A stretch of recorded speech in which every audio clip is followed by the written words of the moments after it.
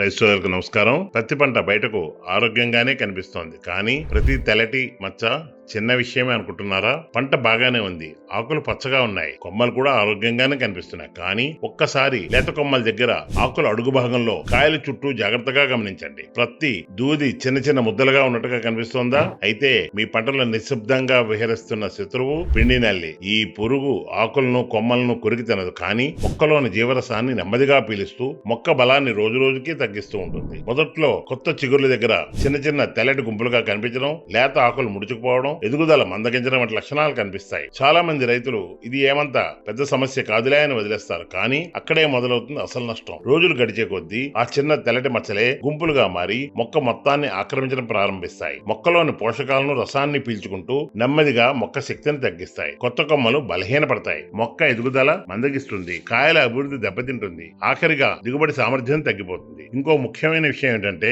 ఈ పురుగు విడుదల చేసే జిగట పదార్థం కారణంగా ఆకులు కొమ్మలపై నల్లటి బూజు ఏర్పడుతుంది. దాంతో మొక్కకు అవసరమైన ఆహార తయారీ ప్రక్రియ దెబ్బతింటుంది. అంటే మనకు కనిపించేది తెల్లటి పురుగు మాత్రమే, కానీ ప్రభావం మాత్రం మొత్తం పంట పైన ఉంటుంది. అయితే పిండి నేలలో అత్యంత ప్రమాదకరమైన విషయం ఏంటో తెలుసా? అది మొక్కను బలహీనపరచడం కాదు, నష్టం జరుగుతున్న చాలా సందర్భాల్లో రైతుకు ఆలస్యంగా తెలియడమే. బయటకు పంట బాగానే కనిపిస్తుంది, కానీ లేత చిగుర్ల దగ్గర పిండి నల్లి తన పని తాను చేస్తూనే ఉంటుంది. అందుకే పంటను తరచూ పరిశీలించడం చాలా ముఖ్యం. ప్రత్యేకంగా ఆకుల అడుగు భాగం, కొత్త చిగుర్లు, కాయలు ఏర్పడే ప్రాంతాలను తప్పకుండా గమనించాలి. ఉధృతి ప్రారంభ దశలోనే గుర్తించినప్పుడే సరైన యాజమాన్య చర్యలు తీసుకోవాలి. పిండి నల్లిని సమర్థవంతంగా అదుపులో ఉంచవచ్చు. గుర్తుంచుకోండి, పిండి నల్లి చిన్నదే, కానీ దానిని నిర్లక్ష్యం చేయడం వల్ల జరిగే నష్టం మాత్రం పెద్దది. సకాలంలో గుర్తించండి, సరైన చర్యలు తీసుకోండి, మీ పత్తి పంట ఆరోగ్యాన్ని, దిగుబడిని కాపాడుకోండి. మీ పంట పొలంలో ఏదైనా సమస్యలుంటే ఈ కింద స్క్రోల్ అవుతున్న వాట్సాప్ నంబర్ కి మెసేజ్ చేయండి.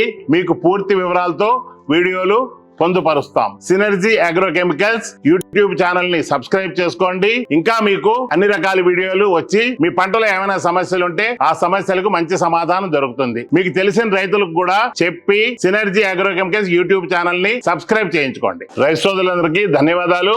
సినర్జీ అగ్రికల్చర్ డెస్క్ నుండి మీ రవిశంకర్.